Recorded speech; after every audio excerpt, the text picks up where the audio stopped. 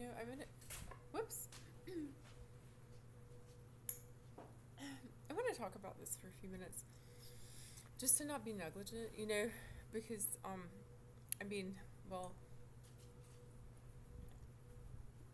if nothing else, I put this out there and people think about it, and people maybe notice things, sometimes when we listen, we don't really hear the story, so I think about, again, about only in the past several months, realizing that our grandfather had been a child laborer. I'm 57. My youngest brother is 44. I mean, we're grown adults, And he talked about selling food his mother had cooked and selling wax dipped paper flowers, But I think he talked about selling candy at school too. That is all written down along with child labor that he did. That included hauling ice and coal, and that had to have been on the railroad. And the way, and I know I'm telling this again, but I was reading about Baltimore Block, and I had gone there with my grandparents when, in like 1980, 96, 97, when I was in my mid to late 20s, and maybe 28, and there's a photograph of us. They're up on a little staircase, um, and I was reading about Baltimore Block.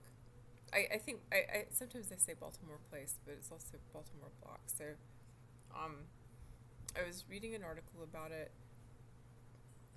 and saw more clearly from that article that it was a slum. All right, so that word was not used. Of course not.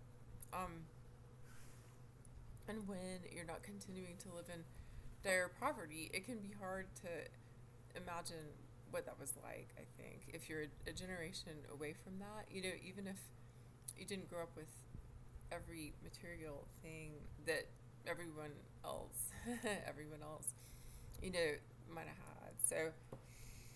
Um, so, so, um, so hauling ice and coal, and he said that his brother did the best he could. His brother was 5 years younger. They must have been real young. I don't know how young, but must have been real young. Because at age 12 or so, 12, I think he said 12 or 13, my grandfather was working for Postal Telegraph as a pickup delivery boy. All right, so amid all that, selling food his mother had cooked and paper flowers on the street and selling candy at school. All right. Oh, hauling bricks and mortar, and uh, that kind of sounds like the railroad too,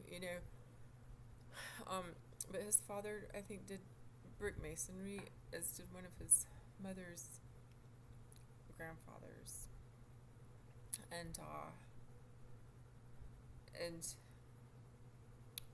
butchering chickens at age 16, and yeah, so what really got my attention was after I had sent my mom an article about Baltimore Block, and she said he and I talked, she said, well, he never talked about that, but he talked about Inman Yard or Inman Yards. I looked and I was like, wow, he was doing child labor on the railroad, and his father had lost part of his leg on the railroad as a child, and I realized he also must have been a child laborer. And it's strange, and it's real sad to me the way things can get distorted. Well, I mean, child labor, you guys, and people don't talk about it. And what kind of happened, his father, at least, from my experience of hearing, listening, I mean, I kind of got the impression, well, is there blame towards him for that? I mean, I think that there was some attitude of, like, good for nothing, perhaps. I think that maybe I picked up on some of that, not from my grandfather, but, what were assumptions? What were things that people didn't think about? My grandmother came from a different background, so, affluent, no,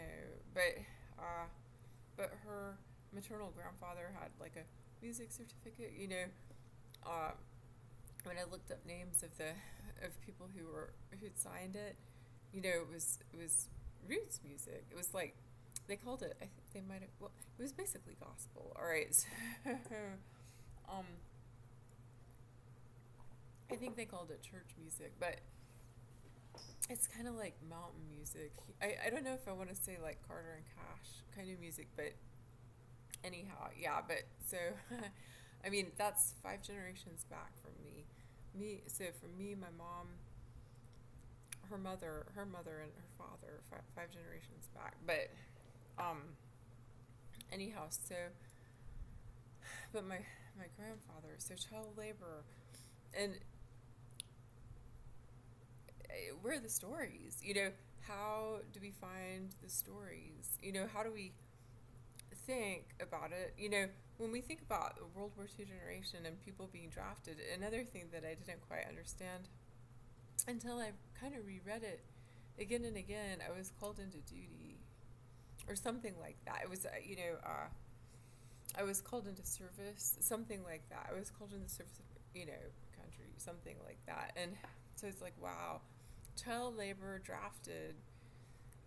And then I think about other things too, like, I think about the $1,000 suits, and then living in East Point, because there would be a little talk about $1,000 suits and fancy shoes, and then it's like, wow, I mean, there's a whole picture here that has completely, gone over my head, and I think about my mom talking about an East Point men with their hair slicked back, and that included our grandfather. And I did not know even until a few months ago his hair was black.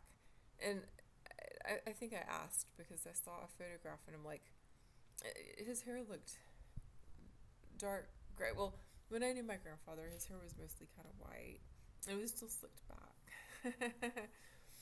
Black slicked back hair, But where are these stories of child labor? How do we find them? How do we get that to where people understand there was child labor? Those railroad companies, I don't know what happens with them. Do they have mergers and name changes and things like that? But corporations are corporations, usually don't want to acknowledge things like that. But yeah, so I just wanted to talk about it because I don't want to drop the ball, and I think about people, I think about when there's coercion, and when you think about history in this part of the country and poverty and things like that, there could easily be coercion and to where people just didn't talk about it.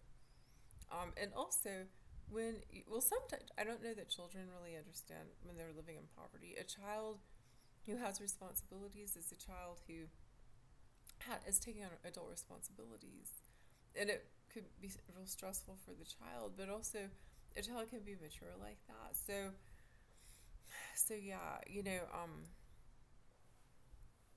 doesn't make child labor okay, and I just think, yeah, how many people have grandparents who, one or the other, or both, were child laborers with textile mills that was going on before, and then there was policy written, and it did not stop child labor. But are there, even with that, stories? There's a question. There's some documentary photography that shows some of it, and there might be some stories, but children also adapt. And I saw something where it might have been Lewis Hines, where there was a child, and being asked about maybe reading and writing. Well, I don't have time for that. I have to work. And you think about a child saying that, and I think about how children are like little old people until 7th grade or so, and they can take on a lot of responsibility. But yeah, I just wonder, how do we get these stories told? I think about Chattahoochee Brickyard, and it kind of looks to me like, it almost looks like there's been some suppression, where there are descendants of people who worked in the brickyard and perhaps died in the brickyard, and it also sounds like there might be children who died in a cemetery and things like that. But when I've looked online, it's like the website's almost it's almost non-existent. And what's happened. I think about politics and social politics and universities and people wanting silence and people wanting control and things like that. So how do we get these stories of child labor told? I think about a 14-year-old with the last name that is the same last name as my grandfather's middle name.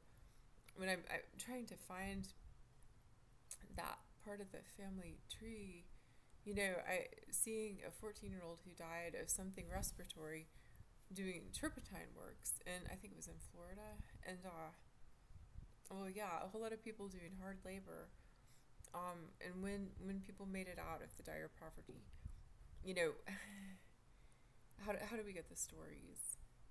You know, I just wanted to talk about it because I don't want to neglect it because it's important. What is going on now towards children is important. I mean, the fact that children are in detention centers and things like that, that's concentration camps. One of the things about, I was able to notarize something to help get a child out of a detention center when I lived in Tennessee. But how many more children could I have, how many more times would I have had that opportunity? And to help a child to get back to family. His mother was in a detention facility, I think in Texas, and he was sent to New York. He was a child. Having to leave Tennessee and leaving purpose and not being able to do those things. I mean, it's real upsetting. But those things going on right now are just, it's real important not to ignore those things. And we also need to think about history and think about stories and think about where are we not hearing what we need to hear about, child labor and other things like that. There might be other kinds of things too, but that's kind of where I'm wanting to put my attention talking about this. So that's about all I have to say about it right now. But I just, I do not want to let it go. I don't want to drop that ball. People need to start thinking about it now. We've already lost, I want to say, most of that generation. He would be 105 now. Our grandmother would be 103. They lived into their 90s. There are people from, there are still World War II veterans and people that age, maybe a little bit younger. People who were the age of our grandparents. There probably aren't many, but there might be some. And was there child labor? And anyhow, well, yeah, just some thoughts about it.